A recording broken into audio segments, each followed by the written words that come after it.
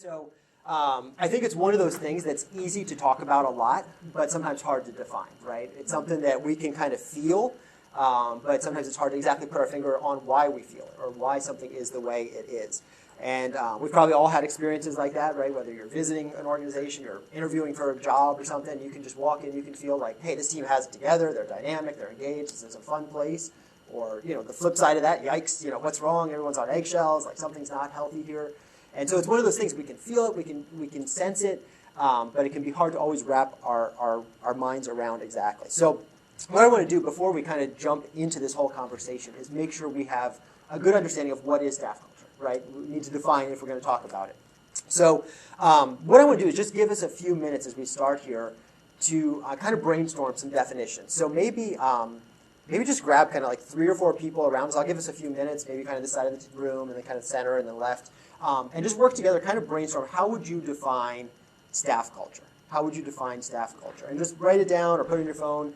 We'll kind of share those definitions together. I've got some other ones that we'll share and kind of think through what are some common things among those. But kind of break off, make some friends, and take a few minutes here. How would you define staff culture?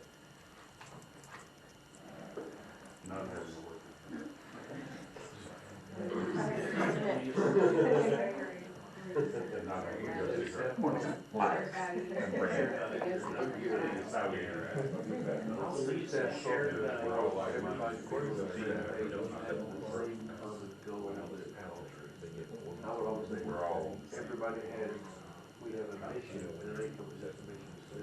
We want to portray whatever they passion, and just make everybody in that direction. That's what I would consider. I agree. I think that you pointed out 2 elements. We have a shared set of beliefs, and therefore shared goal, which dictates how we behave together.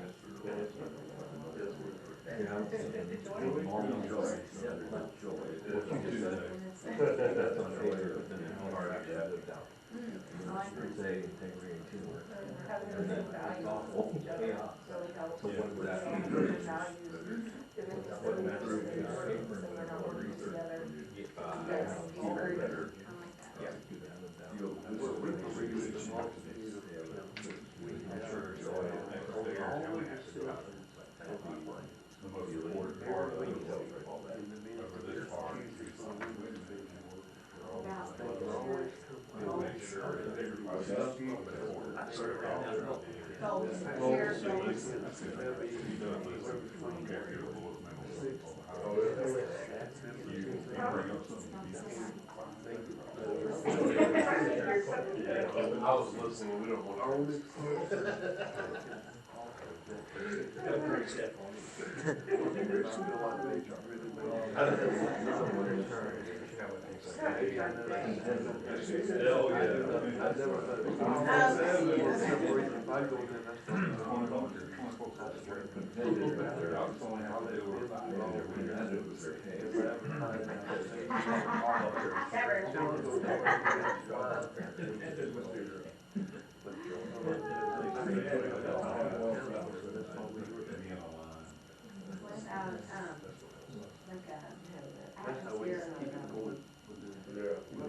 Service or preference. You know what I mean? Like, yeah.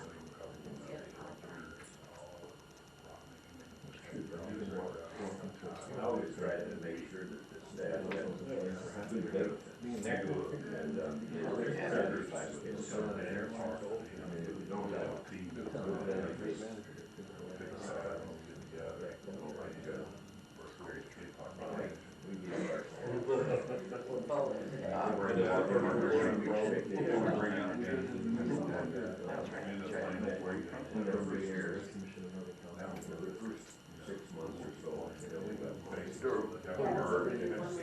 Was you over that last month?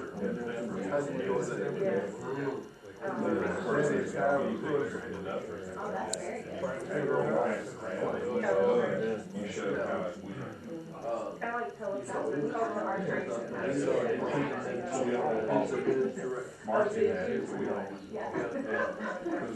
Take maybe a few more seconds here, kind of wind up. And you can get like a full person, one person, we can Anything below a 13. We work with them for.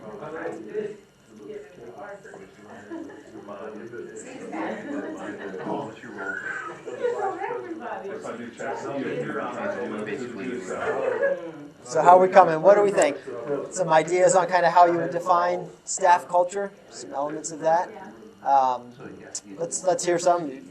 What are some ways that you would kind of define staff culture here? So we wrote down beliefs and shared values, community, Yep. a joy of being at work, being together, atmosphere of encouragement, Yeah. shared goals, Yeah. contentment, understanding one another. Well, they tell you that they had a chance to get. well, I mean, they were listening to us. Yeah. That's good. Well, you gotta realize that Tony and I trained them. A lot of elements to that, though. Yeah, shared goals, so unity in terms of mission, purpose, focus there. Contentment, right? Happiness, a joy to be on the team, kind of a sense of we're all in this together, we're getting along. Yeah, good stuff. Other thoughts? Yeah. I think for us, it was everybody's on the same bus. You know, our leader has a plan, Yeah. and we're all getting on the bus, and if something comes up in that plan, we all know how to respond the Yeah. same way. It's keeping everybody equal. Aaron's no more important than Lindsay or me or Gary or whoever. We're all equally important. Yeah. And Rob, our CEO, I mean, even the lowest man on totem pole has an idea, and Rob listens to it. He's willing to listen, and we're staying focused. And the other one is the faith, that all of us are aligned Yep. in faith and understanding. It is a business, but it's a ministry, and you know, I didn't say this to them. I mean, I remember from the Christy knows if I said it, but my youngest, when I worked in construction, man, we did pools. And, I mean, we did this pool, okay. But then when we ride by the missions, my dad works there. It's that, you know, your children are proud that, hey, my dad works in ministry. Even though they're more on the front lines of working with the clients, we're just, she's getting everybody in trouble, and we're signing checks and paying the bills and stuff like that. There's a pride in that work. Yeah, it's that pride of, hey, we're still working for the Lord. Yep, absolutely. You know, That's good. and I've heard Steve say that, you're here because you work for the Lord. Yep, yeah. Well, even with the clients, what we do is we have like on Tuesdays, it's the women's day, on Wednesdays, it's the men's. Yeah. We have a review committee, which is basically, you know, we believe in the multitude of counsel of safety. So, I don't go in and vote. I feel like if I do, I will sway the vote. People don't want to be, they don't really want to go up against me, but what happens is he leads it in both places, and Steve goes over there with the ladies too. And what we try to, we let every client that has an issue or a dispute, they can come to the review committee, and then the committee itself will, they will listen to it, and they will determine this. And I think the client realizes they have a voice also, and they do have a chance. It's not always to do it because I said so. A lot of times that is the case. And like, you know, and I would say probably, 98 times out of 100, whatever goes sticks. Yep. Sometimes there may be something that I know that the committee don't know, and if I feel like they got it wrong because of something, I will tell them why I did it, but it's rarely versus the final word. There's that openness of communication there. Yeah, that's good. Any other thoughts? And for us, also on Tuesdays, when we kept talking about Tuesdays, we as a staff, every Tuesday, have a staff devotion. And we, you know, for 1 month, and then the odd months, we do it at the men's campus because the men are odd. And we do it at the even months, that's how people remember it. The even months, we do it at the women's campus. Gail was the one that came up with that. Okay. But it's an opportunity, and we always say it, most of us came from a secular job. Yep. You're not going into work on a Tuesday morning at 8 o'clock and you get to sit down and there's a devotion for 15, 20 minutes led by one of the men at Yep. the mission, we all Special. take turns, and then right after that, you take prayer requests, you pray on them, and then when Rob became CEO, one of the things he wanted to start was, used to, we take the prayer requests, you pray on them, and the person who took them wrote them down. Yeah. Well, now someone writes down every request we've had since January. And it's coming up Tuesday, Rob just announced, our devotions is gonna be, we're gonna look at every request and see where it went Yeah. and pray. Love that. Yeah. And, you know, you can't just, Yeah. You can't get that anywhere else. Yeah. you can't That's do cool. that red hat out in Apple or Yeah. whatever. Yeah. That's good. So I think that's an awesome part of it. Yeah. I think those are specifics that drive a culture, Yep. but I think culture is really driven by the leader, and it's a reflection of who that person is. Yep.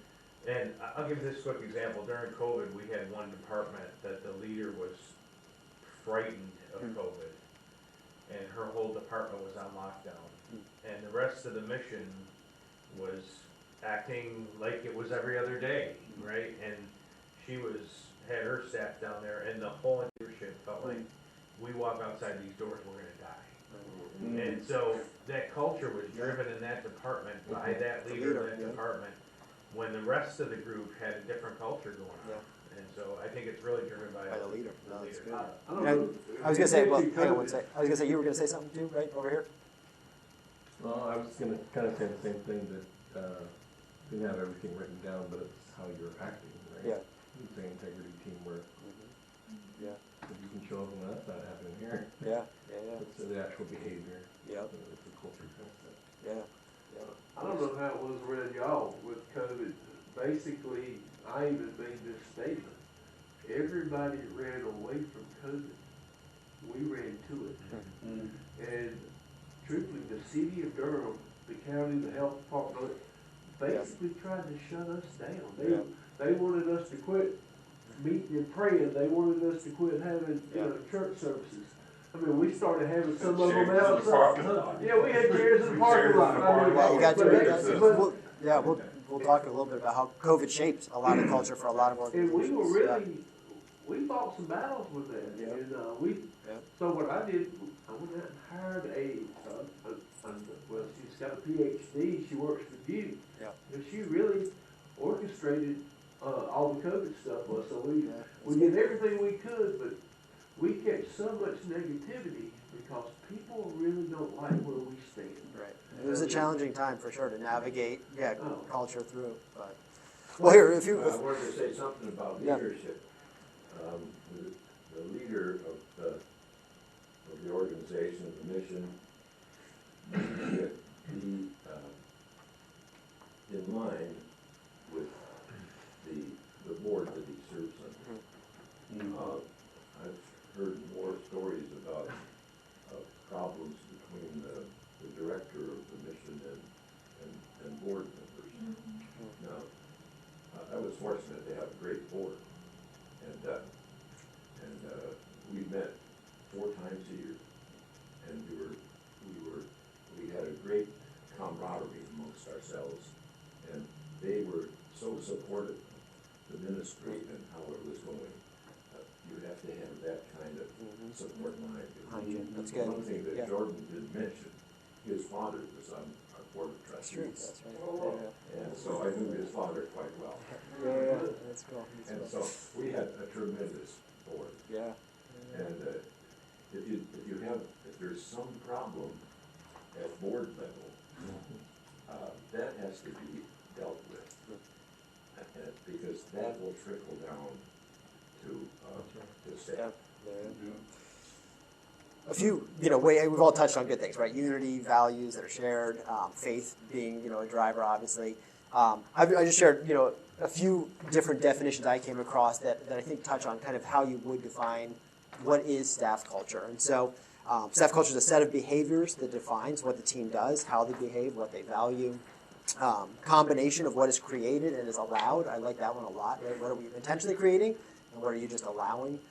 That's kind of happening maybe without intentionality behind it. Staff culture is the invisible force that binds employees together, guides their actions and decision making. It's a compilation of shared values, beliefs, behavioral norms. Staff culture is the invisible collective conscience of the group. It's the ought tos and the ought nots. Staff culture is who we are and how we work together to achieve our mission. All these are things we've kind of touched on here. Jordan, Yeah. Can you send these slides out? Yeah. To us? Okay, I just want to make sure Yeah. how people should At the end, I'll have give me your email address and I can Okay. send them out. We can All do right, it that thank way you. for sure. Okay. And then sort of kind of a summary definition that I put together here kind of compiles all those. I think staff culture is the invisible set of expectations that shape the actions, assumptions, and attitudes of an organizational team, right? It's kind of those behind-the-scenes things that shape how we operate, how we act, the things we assume, right, about the organization, about how we're going to work together. So kind of with those definitions in mind, thinking through what is staff culture, the question becomes, how do we build staff culture? How do we actually cultivate that? And just from the organizations we've worked with and gotten to see, I think there's really kind of 4 steps that typically happen when culture is being established, or maybe it's being reestablished after some challenges, COVID, things like that. We've got to kind of re-strengthen up staff culture. One of the first steps in cultivating a contagious staff culture, number 1 is you want to spend time in strategic reflection. There we go. Now I'm caught up. Spend time in strategic reflection. So if you're launching an organization, obviously this is something you want to think about. What are the values we want to embody? Who do we want to be as a culture? But most of you are in cultures and staff settings that have been around for a while, and the culture's already there. It's already been happening and evolving. And so there's challenges. It can be tougher to redirect or reshape that culture when it's been established for so long. But one of the benefits, though, of kind of operating in a culture that's existing is you're able to kind of dissect it, right? Because what you have is a result of what you've done, right, or what you've allowed. And so you're able to kind of step back and say, okay, how did we get here, right? If it's good, what have we been doing right on purpose, maybe by accident? What is it that's helped shape this good environment, this fun team that we have? And, of course, on the flip side, if it's kind of like, yikes, things are not healthy, things are not how we want them, things aren't going well, what's been going on? What's been causing that? What maybe have we not stopped that we should have? What's been happening behind the scenes that's kind of created this? And so you're able to kind of dissect it, analyze it. I think one of the most important things, just as a leader, as in an organization like this, is kind of doing an autopsy on your staff culture. The reality is that maybe it's intuitive and it's natural for the team you have. I mean, even just seeing you guys interact as a team, you've built this thing, it's natural. But eventually, new leaders are going to come in, staff is going to change, there's younger people stepping on the team, right? And so being able to document and identify clearly, how have we built this? What are the ingredients that have made the culture we have? That's important for your mission to continue to thrive and be healthy in the future. And so one of the things you want to do is make sure, if it's working, how did we get here? If it didn't, it's not working, what do we need to do to fix it? If you can't identify that, right, it's going to be a challenge. So I want to take time to really think that through. With organizations that we consult with and work with that are kind of thinking these things through, there's a number of questions that we ask them that just kind of help them think through really intentionally, strategically, kind of the values that they've built into their staff culture. And so some of these questions are, what do we say we value? Do we have a list of values in our employee handbook? Do we have them posted on a wall somewhere? What are the things that we say we value? And then the second question, what do we actually value, right? Because a lot of times what we say or post on the wall is not the reality that's getting played out in the day-to-day decisions. And I think there's a number of places where that happens. Some of the common ones I see that with is excellence. A lot of organizations have excellence as a value. But then when you dive into, okay, well, how often are you assessing things? How often are you getting feedback? What are those feedback loops? Or how are you with confronting and having those kind of honest conversations? Well, we don't want to do that. Well, then do you really value excellence? Are you willing to do the work to make that value front and central? Another question, where do we typically see the greatest impact? There's a passage in Galatians 6:4. It says, make careful exploration of who you are and the work you have been given. And I think when we do that, we start to see the fruit that's being born in our ministries. And a lot of times when we can kind of look at where in our ministry there's the most fruit, what's most successful, what's happening well, that helps us start to identify, hey, what's healthy, right? What's so healthy it's producing fruit. And so when you can start to identify where are we seeing greatest impact, that can be a great way to identify some of the healthy values and rhythms that are part of your culture already. What statistics, metrics, or data is leadership looking at? With the church clients we work with, I always kid, a lot of times pastors will say, we value small groups and discipleship and people. But I say, okay, but if every Monday morning the senior pastor runs up to the front office and, what was the offering? How much did we get, right? What are people going to start to think is actually valued? You know what I mean? And so just what questions are leaders asking? Again, leaders shape that kind of thing. And what data are you prioritizing? What are you really looking at the numbers and the metrics for? Because that's going to show, obviously, what's getting the most attention and what's most important. Are there common frustrations we see, right? Employees are getting disengaged, burned out, leaving. Where's that stemming from? What might be causing that? Significant events, internal or external, that have influenced the development of culture. Touched on COVID, obviously that was a big one, reshaping budgets, downsizing staff teams, things like that. And so how has that maybe reoriented or reshaped the culture of an organization? It could be something internal as well, right? It could be, a leadership change or an integrity failure or something like that, where staff has to kind of reassess and reshape things as a mission, as an organization. And then have our recruitment and hiring efforts produced a change or cultural or generational perspectives and attitudes in our organization? Just as new people are coming on, how's that maybe reshaping things for our staff? And then just a great kind of in general question, if we were to start over from scratch, what would we want our staff values to be? Kind of brainstorm. If we could totally reshape this thing from the ground up, what would we want to be core values to who we are? So you want to make sure you're taking time to think through strategically what it is that's important to you, who you are currently as an organization. Obviously, this can happen as an organization as a whole. This can happen in a department, right? If you're managing a team or something, thinking through how do we cultivate this kind of culture and what are values we want to be true about our team or our unit, our department. Obviously, getting buy-in from staff is important in this process, right? You don't want to just kind of think this through in your head as the leader. You want to make sure you're getting the input of other people who are part of your mission and are sharing their perspectives and just getting ownership through this process. So then kind of the second step is you want to articulate your values intentionally and frequently. You kind of stepped away, you've figured out what are those things that we really do well, we want to keep leaning into, things that need to be changed or started fresh. And then you need to articulate it regularly and clearly for your staff team. Staff meetings, daily conversations, one-on-one meetings, plaques on their desk, whatever it is. How do you make sure this is just staying in front of people constantly? I think as leaders, a lot of the times when we start to feel sick and tired of saying something, that's usually when people are just about getting it, right? And so when we feel like I've said this 100 times and I've reiterated this at every staff meeting and every chance I have with our team, that's usually when people are starting to start ingraining that and understanding that. And find other ways to do it. I was working for a while at an organization that had some turnover in their leadership, and it just kind of some hurt in that process. And the new leader came in and kind of said, hey, we're going to kind of reshape this culture and rebuild this. And at the beginning, it felt really contrived. It felt corny, right? We were doing challenges between departments to memorize our values. And sometimes it feels silly when you're leading that kind of thing, but over time it builds this sweet culture and it establishes that DNA and it starts to really help people internalize those values in a really real way. And so just don't be scared to lean into that, bring that up frequently, talk about those in your meetings, value those in your conversations, do whatever you can to reinforce that culture every chance you get. The third step is to recognize and reward your team. Right? So you've kind of identified what those things are, you're making sure those are articulated, clearly stated, frequently, and then you're rewarding that behavior, right? What's rewarded is what's repeated. And so the more you're able to help encourage that, encourage those values in your staff team, the better. Great example of this, I know a lot of churches, a lot of organizations who in their staff meetings, all staff meeting, all staff huddle, they'll ask, celebrate someone in our team who has lived out a staff value in a significant way. And so those stories are getting shared of how maybe one department helped another department and kind of how that staff value was embodied, or a client or customer who life was changed or impacted because of the value being played out. And so just make sure that people are being celebrated, that those moments are being championed. Obviously, maybe you think through ways to incentivize that, bonuses, gift cards, whatever it is. How do you make sure that staff is being rewarded and celebrated when they're embodying those values that you have? We want them to know that this is serious. We want to incentivize this, we want to reward this, and we want to celebrate when we see this played out. And then the last thing is you want to build a staff team that aligns. You can think all this stuff through, say all these values, but if you don't have a team that's in line and willing to align with those values, then that's quickly going to erode the values of the work you've done, right? We know we've probably all been in workplaces, right, where you have a few people who are kind of against the values or aren't in line with that, and it just spreads like wildfire. It's contagious, it's toxic, it's not healthy.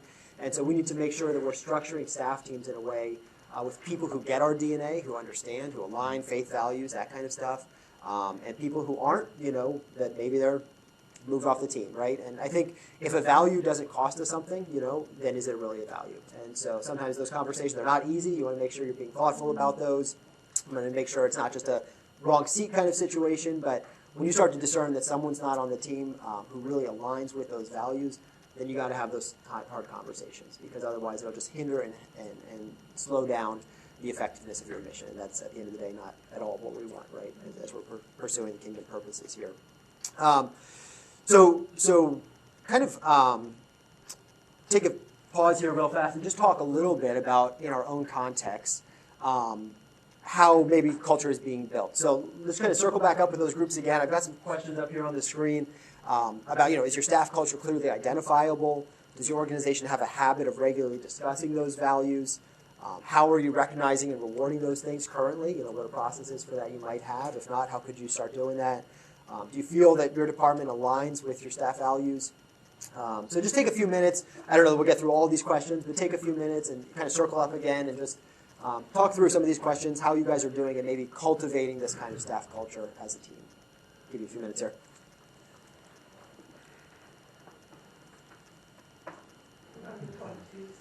We're already, the mission with recognizes anniversaries, birthdays, things that are in place. I feel like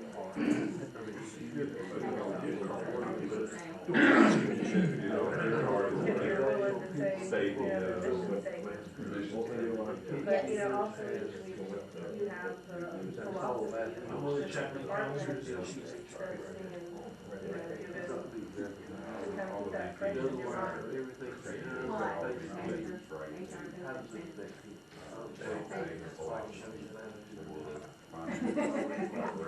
They are.